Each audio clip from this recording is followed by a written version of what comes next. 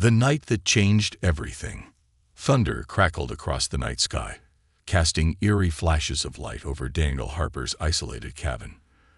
The wind howled through the dense pine trees, and rain lashed against the wooden walls like an angry tide. Inside, Daniel sat at his workbench, his calloused hands moving methodically over the smooth wood of a rocking chair he was crafting. The warm glow of a single overhead lamp illuminated his small workshop, casting long shadows that flickered with every lightning strike. Sawdust clung to his worn jeans, and the scent of freshly cut pine filled the air. The rhythmic scrape of his sandpaper against the wood was the only sound in the otherwise silent cabin. This was his sanctuary, the place where he found solace in the careful, deliberate act of creating something with his own hands. But tonight, there was no peace to be found. A photograph sat on the workbench, its edges softened by time. Emily's face smiled back at him, her kind eyes frozen in time. His late wife, the love of his life. Even after all these years, the ache of her absence never dulled. "I miss you," Daniel murmured, running a thumb across the glass, leaving a clean streak in the thin layer of sawdust. The moment was shattered by a sudden, urgent knock at his door. Daniel jumped, nearly dropping the sandpaper. His heart pounded. No one came out to his cabin at this hour, especially not in weather like this. The knocking came again, more insistent this time.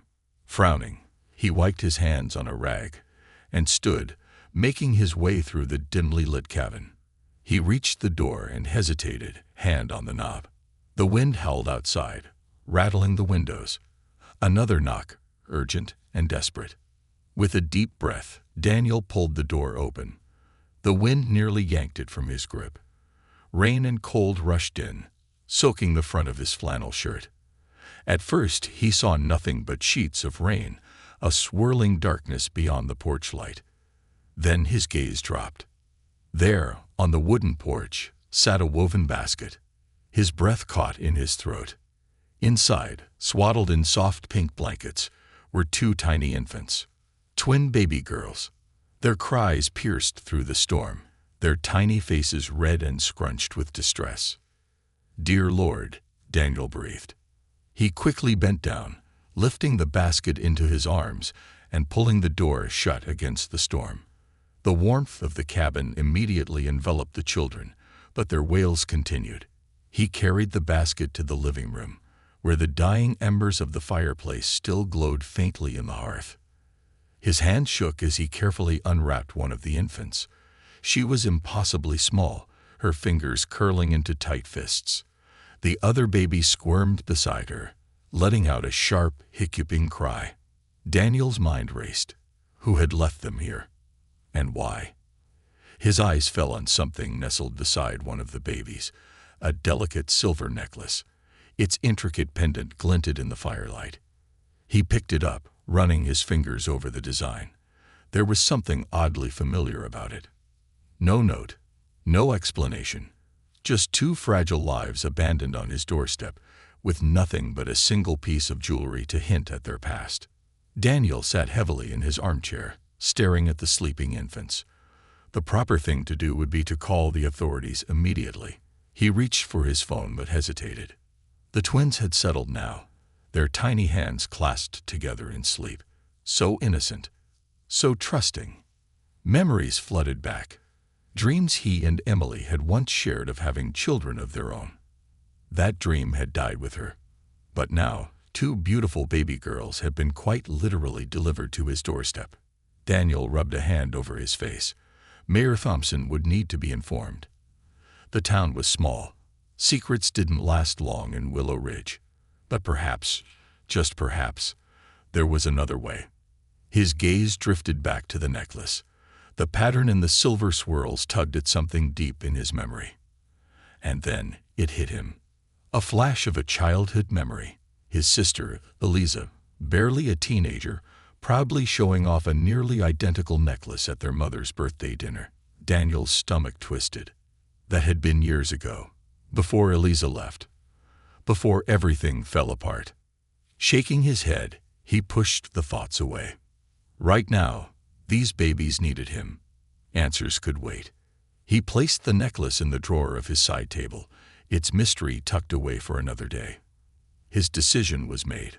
Whatever secrets surrounded their arrival, these little girls deserved a loving home. And he would give them one. A new life begins. The first night was the hardest.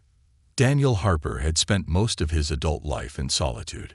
He was accustomed to the quiet, the predictable rhythm of his days. But now, the cabin was filled with the unfamiliar sounds of newborns, soft whimpers, piercing cries, and the occasional hiccuping sob that made his heart clench. He had no idea how to care for babies. The storm raged on outside as Daniel paced the living room, one of the infants cradled awkwardly in his arms. She was tiny, impossibly light, her fingers curling into the fabric of his shirt. The other baby rested in the basket, bundled tightly in her pink blanket, stirring now and then with soft, restless movements. "All right, sweetheart," Daniel murmured, gently bouncing the baby in his arms. "You're okay. I just need to figure out what you need." He had warmed some milk on the stove, pouring it into a makeshift bottle he found at the back of his cupboard. He wasn't sure if it was the right temperature. Was it too hot? Too cold? He tested it on his wrist, remembering something his late wife, Emily, had once said about baby bottles. It seemed fine. Slowly, he brought the bottle to the baby's lips. She hesitated for a moment, her tiny nose scrunching, before latching on. Relief washed over him. "That's it," he whispered. "Good girl." As she drank, he looked over at her sister. The second baby had gone quiet, but her breathing was soft and even. Daniel sat down in his armchair, feeling the weight of exhaustion settle over him. He hadn't thought past this moment, past feeding them, past getting through the night. But reality was starting to settle in. Who had left them here? The necklace in his side table drawer felt like a burning question in the back of his mind. The design was so familiar, so tied to a past he had long since buried. But now it was staring him in the face, forcing him to confront the possibility that these girls were connected to him in ways he hadn't expected. And then there was the question of what came next. He couldn't raise two babies on his own, could he? The storm outside had eased into a steady drizzle by the time the first light of dawn crept through the windows. Both babies were asleep now, curled up together in their basket. Daniel had dozed off in his chair, exhaustion finally winning the battle. A loud knock at the door startled him awake. His heart jumped as he rushed to the door, careful not to wake the twins. When he opened it, he found himself face to face with Mayor Margaret Thompson, her sharp green eyes narrowing as she took in the sight before her. "Daniel Harper," she said, crossing her arms. "I had a feeling something strange was going on up here." Daniel sighed, stepping aside. "Come in, Margaret." The mayor of Willow Ridge was a formidable woman. She had been in office for over a decade, a pillar of the community with a sharp mind and a heart that could be either compassionate or ruthless, depending on the situation. She stepped inside, her gaze immediately falling on the babies sleeping soundly in the basket. "My lord," she breathed. "Where did they come from?" Daniel rubbed a hand over his face. "I don't know. Someone left them on my doorstep last night during the storm." Margaret turned to him, her expression unreadable. "And you didn't think to call the authorities?" "I was going to," Daniel admitted. "But then, I don't know. I couldn't do it. They were so helpless, Margaret. He hesitated. "I think I'd want to keep them." Margaret blinked. "Daniel," she said slowly, as if choosing her words carefully. "These are newborns. Raising them isn't like fixing up one of your rocking chairs. This is a lifetime commitment. And you live out here alone." "I know," he said quietly. "But what happens if I turn them over to child services?" "They'll be taken somewhere else. Separated, maybe. Put into the system. I can't let that happen." Margaret sighed, pinching the bridge of her nose. "All right," she said. "All right. If you're serious about this, you're going to need help. A lot of help." Daniel nodded. He had already figured that much out. First, Margaret continued, "We need to make sure there's no missing persons report matching these babies. I'll make some discreet calls. If nobody comes forward, we can talk about what legal steps you need to take." Daniel swallowed. "And if someone does come forward?" Margaret hesitated. "Then we'll cross that bridge when we get to it."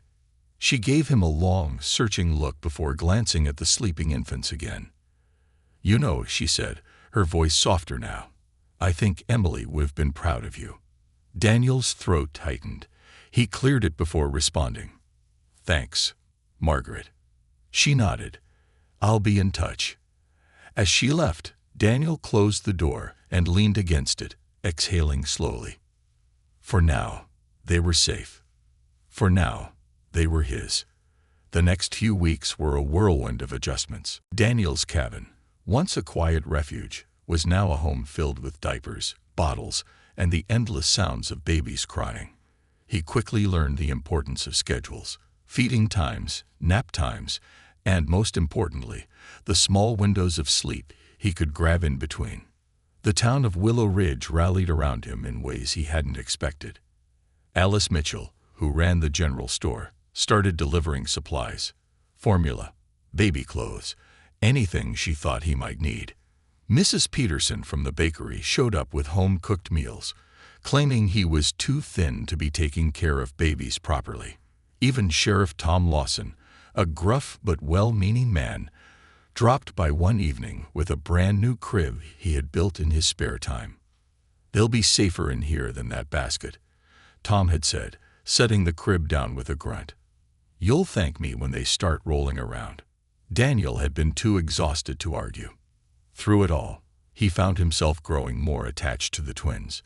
He named them Sophia and Lila, names he had once discussed with Emily, back when they had still dreamed of having children. Sophia was the more vocal of the two, always quick to let him know when she was unhappy.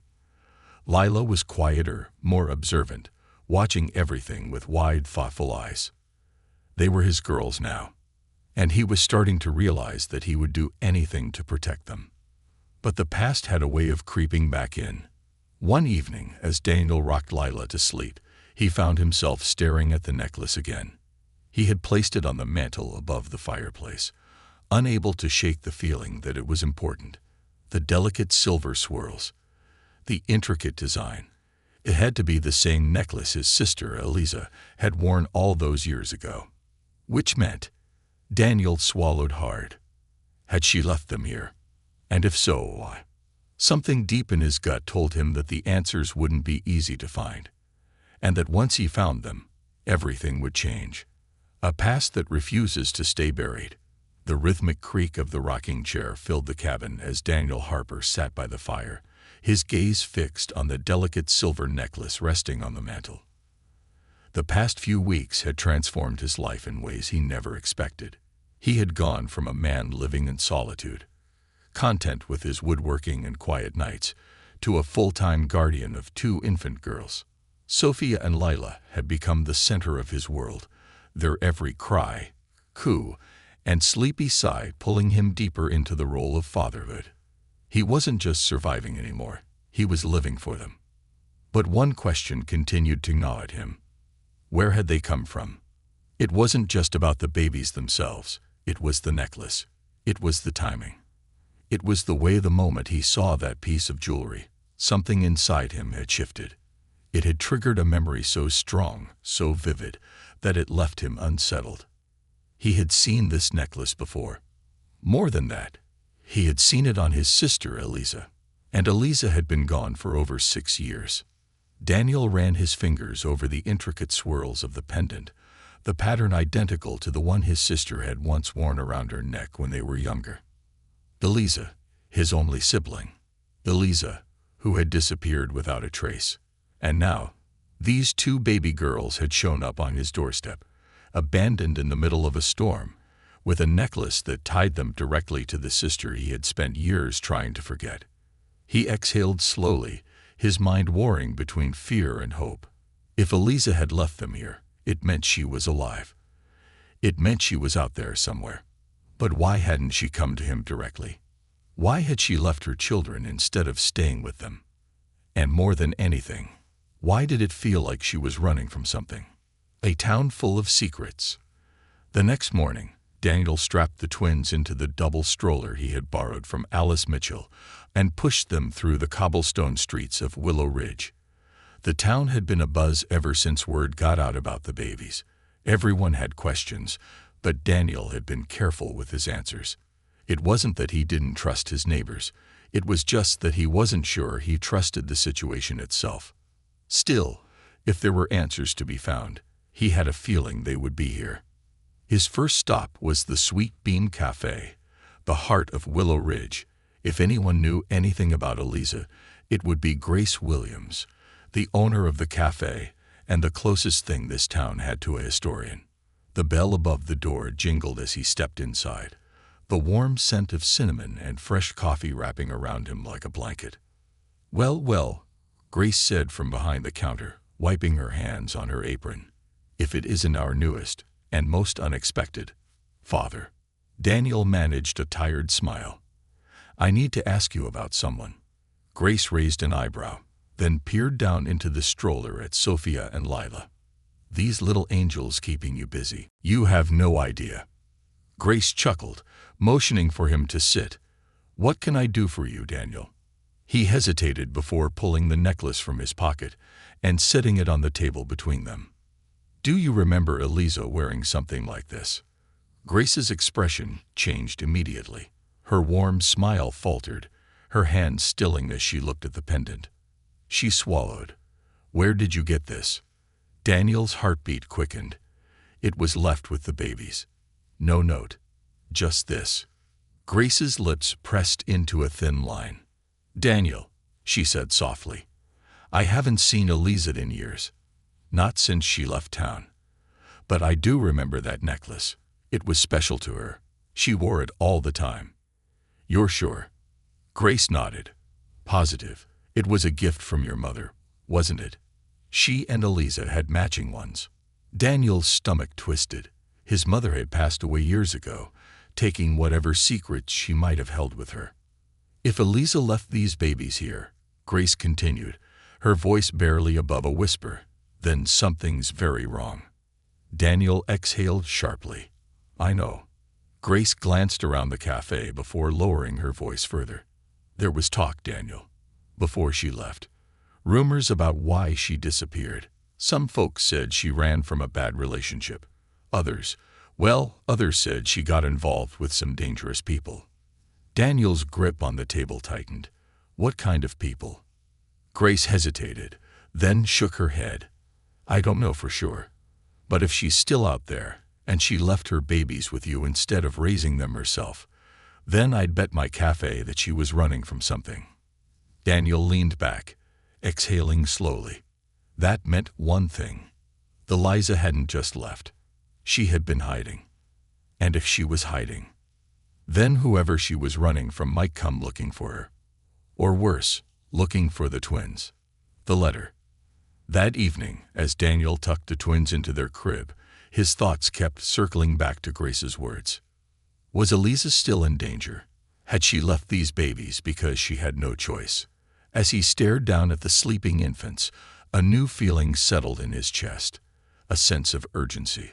A sense of protection. Whatever had happened to Eliza, whatever had led her to leave her daughters here, he had to find out. And he had to make sure these girls were safe. Just as he turned to leave the room, a knock sounded at the door. His entire body tensed. It was late, too late for visitors. He reached for the shotgun mounted on the wall, just in case, and approached the door cautiously. Another knock, this time softer. Slowly, he pulled the door open. There was no one there. But lying on the porch, half buried in the wind-blown leaves, was a single white envelope. Daniel's pulse pounded as he bent down to pick it up. There was no return address, no markings, just his name, written in neat, delicate handwriting he hadn't seen in years. He stepped back inside, locking the door behind him, and carefully tore the envelope open. Inside was a single sheet of paper. The words sent a chill down his spine. "Daniel, I never wanted to leave. I never wanted to give them up. But I had no choice. They are safer with you. Please keep them safe. No matter what happens. Don't look for me. It's too dangerous. If they find out where the girls are, they won't stop until they take them. Please, Daniel. Protect them. Love. Eliza. Daniel stared at the letter, his hands shaking. His worst fears had just been confirmed. Eliza was in danger, and now so were Sophia and Lila. His jaw clenched. Whatever was coming, whoever was after his sister, he wouldn't let them take these girls. Not while he was still breathing. Shadows from the past. Daniel Harper sat at his worn wooden kitchen table, the single sheet of paper trembling in his hands. The weight of Eliza's letter settled on his chest like a lead anchor. Don't look for me. It's too dangerous. If they find out where the girls are, they won't stop until they take them. He read the words again, his fingers tightening around the page as if squeezing it hard enough would force the answers to come spilling out. Outside, the wind whispered through the pine trees, a sound that had always been soothing. Now it felt like a warning. Eliza was running. She had left Sophia and Lila on his doorstep because she believed it was the only way to keep them safe. But from who? And why? A cry from the nursery broke through his racing thoughts. Daniel shoved the letter into his pocket and rushed down the hall. He found Lila stirring in the crib, her tiny fists waving in the air, her whimpers quickly turning into full-blown cries. "Sheh, sweetheart," he murmured, scooping her up. He cradled her close, rocking her gently as he walked in slow circles. Sophia slept soundly beside them, oblivious to the weight pressing down on their world. Daniel pressed a soft kiss to Lila's forehead. "I won't let anyone take you," he whispered. "I promise." But the truth was, he didn't know how to stop it from happening. A visit to the sheriff. By the time dawn broke, Daniel had made up his mind. He needed help, which meant a visit to the one man in town who could help him protect the girls, Sheriff Tom Lawson. Daniel strapped the twins into the double stroller and set off toward the town square. The early morning light painted the streets in golden hues, but Daniel's mood was far from light.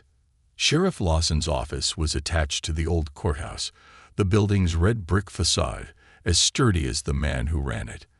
Daniel pushed open the heavy wooden door and stepped inside. The sheriff looked up from his paperwork, his sharp blue eyes narrowing beneath bushy brows. "Harper," Lawson greeted, setting down his pen. "Didn't expect to see you so early. Everything all right?" Daniel hesitated. The office was empty except for the two of them. But still, he lowered his voice. "I need to talk to you. It's about the twins." That got Lawson's full attention. "Come on back," the sheriff said, standing and leading Daniel into his private office. The room smelled of old leather and coffee, the walls lined with photos of past sheriffs and framed certificates. Lawson closed the door behind them. "All right," he said, crossing his arms. "Tell me what's going on." Daniel pulled the letter from his pocket and handed it over. Lawson read it, his frown deepening with every line. When he finished, he let out a slow, heavy breath. "Son of a," Lawson muttered under his breath, rubbing his jaw. "This ain't good, Harper." "I know," Daniel said, voice tight. "That's why I came to you." Lawson sat down, tapping his fingers against the desk and thought. "You said they were just left on your porch." Daniel nodded. "Middle of the night. No warning. No clue who dropped them off." The sheriff sighed. "You realize what this means, right?" Daniel swallowed hard. "That whoever she's running from might come looking for them." Lawson nodded grimly. "We need to keep this quiet," the sheriff said. "If someone dangerous is out there searching for Eliza, they might not know where the girls are yet. That gives us an advantage." Daniel's stomach twisted. The thought of someone dangerous, out there looking for Sophia and Lila made his blood run cold. "You think it's safe for them here?" he asked. Lawson's face darkened. "For now. Maybe. But if someone starts asking questions, we'll need to be ready." Daniel's jaw tightened. "I want to find her," he said, his voice firm. I need to know what we're up against." Lawson studied him for a long moment before nodding. "I'll put some feelers out. See if I can track down where she might have gone. But Daniel," the sheriff leaned forward, "if you find her, you better be ready for whatever comes next." Daniel exhaled slowly. He already was. Strangers in town. The first sign of trouble came 2 days later.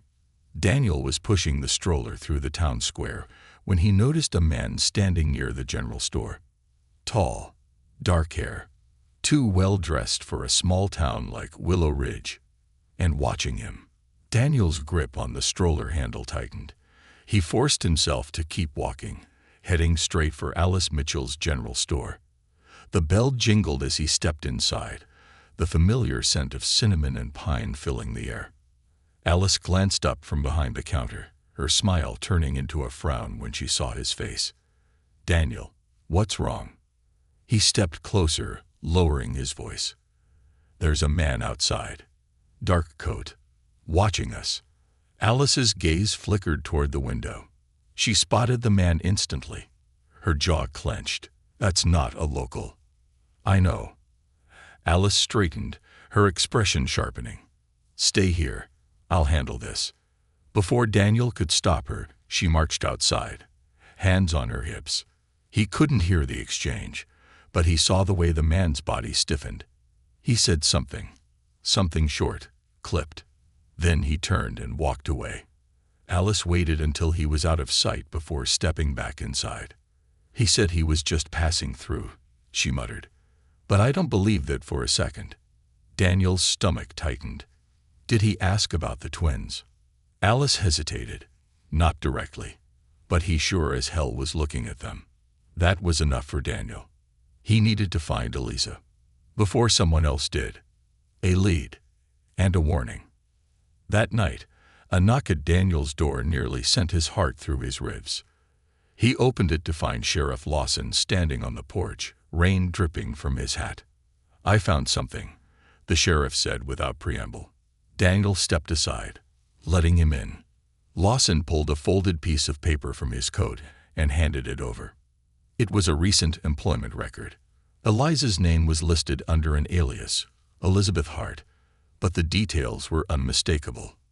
She had been working as a librarian in Riverview, a town just 30 miles away. Daniel's heart pounded. "She's close," he murmured. Lawson held up a hand.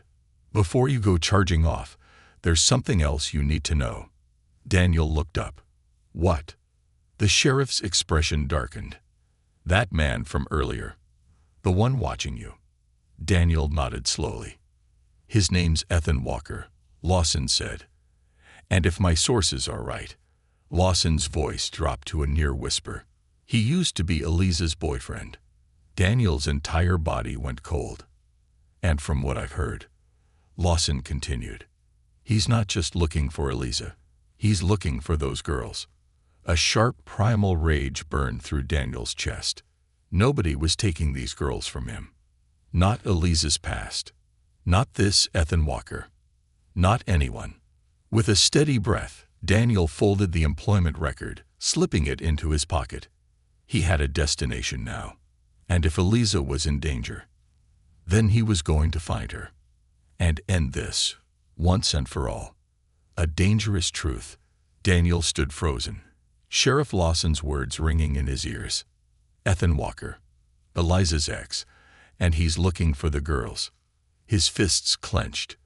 The very idea of some man, some stranger, coming after Sophia and Lila made his blood burn with rage. "Tell me everything you know about him," Daniel demanded, his voice low and controlled. Lawson exhaled through his nose, rubbing his jaw. "I did some digging after you mentioned the letter. Ethan Walker isn't just some ex-boyfriend, Daniel. He's a problem. A big one." Daniel's gut twisted. "How big?" Lawson's expression darkened. "Walker's been in and out of trouble for years. Fraud, extortion, even some allegations of violence. Though nothing ever stuck. The guy's slippery. Has a knack for avoiding consequences. But here's the thing. He's been asking around about Eliza for months. Looking for her. And now, suddenly, he shows up in your town. That ain't coincidence. Daniel's jaw tightened. You think he knows the girls are here?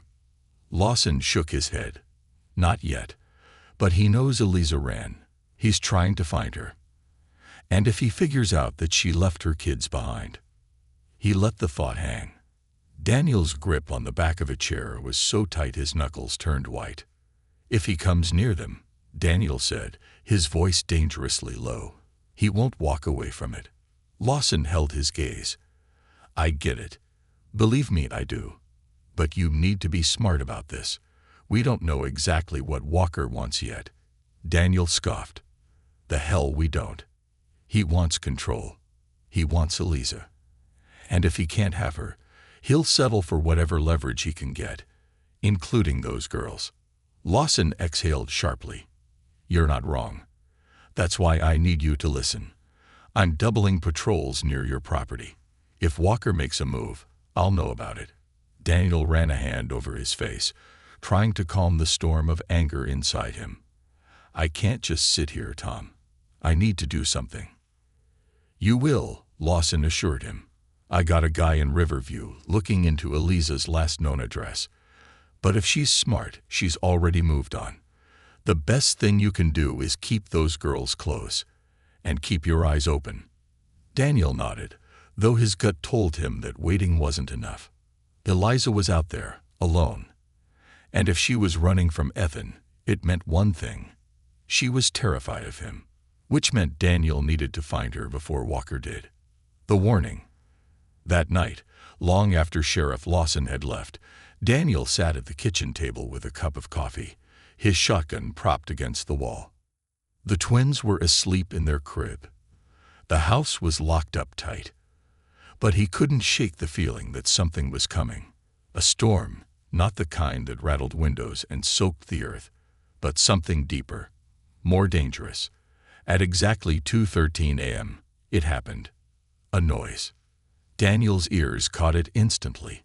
The unmistakable sound of gravel shifting outside. Someone was here. He moved without a second thought, silently reaching for the shotgun and stepping toward the front door. His heart pounded steadily, but his hands were steady as he peeked through the window. Nothing. Just shadows stretching across his yard, the full moon casting a silver glow over the trees. He waited, every muscle tense. Then, a flicker of movement near the barn. Daniel's breath slowed. Someone was there, lurking just outside the reach of his security lights.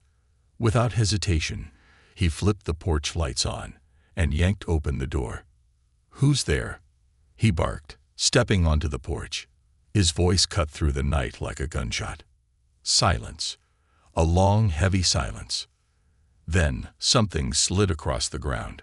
Daniel's eyes snapped toward it. An envelope, white and crisp, lying just beyond the porch steps. Whoever had been here was gone. He didn't hesitate. He moved forward, grabbed the envelope, and stepped back inside, locking the door behind him. His pulse hammered as he tore it open. Inside was a single sheet of paper. Written in bold, capitalized letters was a message that sent ice through his veins. I know what you have. I can know who they are. This ISN to over. No name. No signature. But Daniel didn't need one. The storm had arrived. And it was only just beginning. The plan. Morning came, but the unease didn't fade. Daniel didn't tell the twins what had happened. He didn't tell anyone. Not yet. Not until he figured out his next move. But inside, he had already made a decision. If Ethan Walker was looking for Eliza, then Daniel needed to find her first. He wasn't waiting for the danger to come knocking. He was taking the fight to them. With a determined breath, he pulled out the address Sheriff Lawson had given him. The last place Eliza had worked before disappearing. Riverview Public Library. If Eliza had left any clues behind, they would be there. He just had to hope he wasn't already too late. Because if Walker got to her first, there might not be anything left to find. A trail of shadows. The morning air was crisp as Daniel Harper drove down the winding road that led out of Willow Ridge. His hands gripped the steering wheel tightly, his jaw clenched with determination. The Riverview Public Library was 30 miles away, a small, quiet place that held the last known trace of his sister Eliza. He had barely slept the night before, not after the note that had been left on his porch. I know what you have. I know who they are.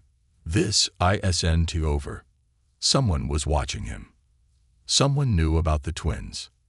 And that meant he was running out of time. Sheriff Lawson had wanted him to wait, to let the law handle it. But Daniel wasn't a man who sat back while his family was in danger. If Eliza had left something behind in Riverview, some clue as to why she was running, he needed to find it. Before Ethan Walker did. The librarian's secret. The Riverview Public Library sat nestled between a coffee shop and a florist, its old brick facade standing like a forgotten relic. Daniel pulled into the lot, cutting the engine. The place was quiet, almost too quiet for a Saturday morning. Inside, the scent of old books and polished wood filled the air. The walls were lined with towering shelves, their spines worn from years of use. A few patrons milled about, but Daniel's focus was on the elderly woman sitting behind the front desk. Her name tag read Emily Watson. Daniel approached slowly, clearing his throat. "Excuse me, Mom." Emily glanced up, adjusting her reading glasses. "Good morning. Can I help you?" Daniel pulled out his phone, tapping on the screen before showing her a picture. A photo of Eliza from years ago, taken before she had vanished. "Do you recognize this woman?" The librarian's face shifted, barely, but enough for Daniel to notice. "I might," she said cautiously. Daniel's heartbeat quickened. "She worked here, didn't she?" Emily hesitated. "We had a woman who looked a lot like her. Went by Elizabeth Hart." Daniel nodded. "That's her. She's my sister." Emily's eyes widened slightly, but she remained composed. "I haven't seen her in months. She left suddenly. No warning, no goodbyes." Daniel leaned forward. "Did she say anything before she left? Seemed nervous? Scared?" Emily sighed, glancing around before lowering her voice. She was different those last few weeks, kept looking over her shoulder, like she was being followed. She started making phone calls too, private ones, and then one day she just disappeared. Daniel swallowed hard. "Do you know where she was living?" Emily hesitated again. "I shouldn't." "Please," Daniel pressed, his voice firm but gentle. "I'm trying to help her. And I need to keep her daughters safe." Emily's brows knit together in surprise. "Daughters?" Daniel nodded. "She left them with me. I think she was running from someone." The librarian studied him for a long moment before finally reaching into a drawer. She pulled out a small slip of paper, scribbled something on it, and slid it across the desk. "This is the last address I have for her," Emily murmured. "She was staying in a motel outside of town." "But Daniel," he looked up, "be careful. The abandoned room." The Sunset Pines Motel sat on the outskirts of Riverview, the kind of place where people went when they didn't want to be found. Daniel parked his truck near the front office, stepping inside. A balding man sat behind the counter, barely looking up from his newspaper. "Room 214, Daniel said, sliding a $50 bill across the counter. "I just need to look inside." The man eyed the money, then grunted. "She left a while ago. Didn't say where she was going." "I figured," Daniel muttered. "The key." The man slid it across the desk without another word. Daniel made his way up the creaky steps, stopping in front of room 214. His pulse pounded as he unlocked the door. The room was dark, musty. The air was thick with the scent of dust and forgotten things. The bed was unmade, the covers still slightly askew as if someone had left in a hurry. He stepped inside cautiously, his eyes scanning every detail. Eliza had lived here, but she had left nothing behind. No suitcases, no clothes, nothing, except for a single piece of paper, folded neatly and placed on the nightstand. Daniel's stomach twisted as he picked it up. It was a bus ticket, one that had never been used. Destination: Cedar Falls. Another town. Another question. And then a sound. A creak from outside. Daniel's instincts kicked in instantly. He turned toward the window, catching a glimpse of a dark figure standing near his truck. His pulse spiked. Ethan Walker. Daniel moved fast. He yanked the door open and stormed down the steps. But by the time he reached his truck, the man was gone. The only sign he had been there was a deep scratch on the hood of Daniel's truck and another folded note tucked under the windshield wiper. Daniel snatched it up, unfolding it with shaking hands. "Whoa, you are too late. She's mine." Rage boiled in his chest. Ethan Walker was already after Eliza, and if Daniel didn't get to her first, he might never see his sister again. A desperate call. Back in his truck, Daniel gripped his phone tightly. He had one call to make before heading to Cedar Falls. Sheriff Lawson picked up on the second ring. "You find anything?" Lawson asked immediately. "More than I wanted," Daniel muttered. "Walker was here." "He's after her, Tom." Silence. Then, "Where do you think she's headed?" Daniel took a deep breath. "Cedar Falls." Lawson cursed under his breath. "I'll put out a quiet inquiry, see if I can get eyes on Walker." "But Daniel." Daniel closed his eyes. "I know. He's getting closer." "You don't have much time," Lawson said gravely. "If you're going after her, you better move fast." Daniel's grip on the steering wheel tightened. He didn't need to be told twice. With one last glance at the motel, he threw the truck into drive and peeled out of the parking lot. He was done playing defense. Now he was going on the hunt. The final reckoning. The road to Cedar Falls stretched out before Daniel Harper, long and winding, cutting through dense forests and quiet farmlands. His knuckles were white against the steering wheel, his jaw clenched with determination. Time was running out. Ethan Walker had left his message loud and clear. "You're too late. She's mine." But Daniel refused to believe it. He would find Eliza, and he would end this nightmare, once and for all. The bus ticket had been for Cedar Falls. That meant Eliza had intended to run there. But had she made it? Or had Walker already reached her first? Daniel pressed harder on the gas pedal. His gut told him he was getting closer. But so was Walker. A town holding its breath. Cedar Falls was smaller than Riverview, the kind of town where everyone knew each other, where the streets felt frozen in time. It was the kind of place where secrets didn't last long. Which meant someone had to know if Eliza had arrived. Daniel pulled into a gas station at the edge of town, stepping out into the cool morning air. The attendant, a thin man with a weathered face, glanced up from his magazine. "Morning," Daniel said, keeping his voice casual. "I'm looking for someone." A woman, about 30, dark hair, probably keeping to herself. Might have arrived a few days ago. The attendant's gaze flickered with something. Recognition, maybe. But his face remained neutral. "Lots of people come through here, mister." Daniel exhaled, then pulled out his phone, showing the man a photo of Eliza. "This is her. Have you seen her?" The attendant hesitated. Then he nodded. "She was here, bought a bus ticket, paid in cash, looked nervous." Daniel's pulse quickened. Where was she going? The attendant scratched his chin. "She asked for a place to lay low. Told her there was an old bed and breakfast at the edge of town. Quiet place, mostly empty this time of year."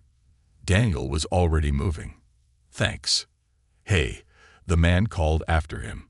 "If you're looking for trouble, you won't have to look far. Some guy was in here yesterday asking the same thing. Dark hair, real smooth talker. Didn't like him." Daniel froze. "Walker. Which way is the bed and breakfast?" he asked. The man pointed down the road. "Couple miles east. You can't miss it." Daniel climbed back into his truck, his heart pounding. Walker was close. But Daniel was closer. A trap waiting to spring. The Rosewood Inn sat on the outskirts of Cedar Falls, a large Victorian house with peeling white paint and an overgrown garden. It had the eerie look of something that had once been beautiful, but had long since been abandoned by time. Daniel pulled his truck into the driveway and stepped out. The place was too quiet. A light flickered in one of the upstairs windows, barely visible behind the curtains. Eliza was here. He knew it. Keeping his steps light, Daniel moved toward the front porch. The wooden boards creaked under his weight as he reached the door. He hesitated for only a moment before knocking. Silence. Then, a voice from inside. "Who is it?" It was her. Relief flooded through him. "Eliza, it's me," Daniel said quickly. "It's safe. Let me in." For a long moment, there was nothing. Then, the locks clicked, and the door cracked open just enough for him to see her face. She looked different, thinner, exhausted, but her eyes, those same deep brown eyes he remembered from childhood, were filled with something else. Fear. Daniel stepped inside, shutting the door behind him. Eliza backed away, her arms wrapped around herself. "You shouldn't have come, Danny." Daniel's heart ached at the sound of his childhood nickname. "You left your daughters on my doorstep, Eliza. What else was I supposed to do?" Tears welled in her eyes. "I had no choice." "Then tell me why," Daniel pressed. "Tell me what you're running from." Eliza took a shaky breath. "Ethan." Daniel already knew, but hearing her say it made his rage burn hotter. "He won't stop looking for me," she whispered. "And when he finds me, he'll take the girls." Daniel's fists clenched. "Over my dead body." Eliza let out a shaky laugh. "That's what I'm afraid of." Daniel moved closer, his voice gentler now. "Eliza, why does he want them?" She hesitated. Then she pulled something from her pocket. A second necklace, identical to the one left with the twins. Daniel's stomach twisted. "Where did you get that?" Eliza swallowed hard. It belonged to someone else, someone who knew what Ethan was really involved in. Daniel's blood ran cold. "What do you mean?" Eliza's voice shook. "Ethan isn't just a manipulative bastard, Danny. He's connected to dangerous people. And I know too much." Daniel's breath slowed. "What does this have to do with Sophia and Lila?" Eliza wiped at her eyes. "He wants them because they're leverage. If he controls them, he controls me. And if I don't do what he wants..." She trailed off, her voice breaking. Daniel stepped forward, gripping her shoulders. "He's never getting near them, Eliza. I swear to you." Before she could respond, a loud bang shattered the moment. The front door burst open. A figure strode in. Ethan Walker.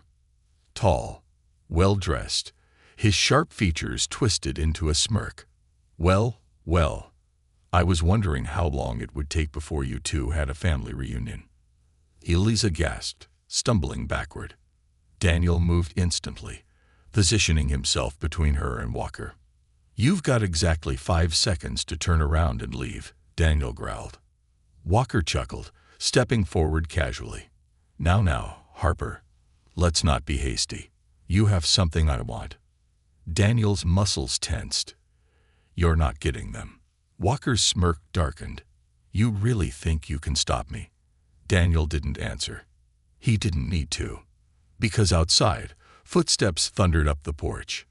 And then, Sheriff Lawson stormed through the door, gun drawn. "Hands where I can see them." "Walker," Lawson barked. "Game's over." Walker's face twisted with fury. "You think this is over?"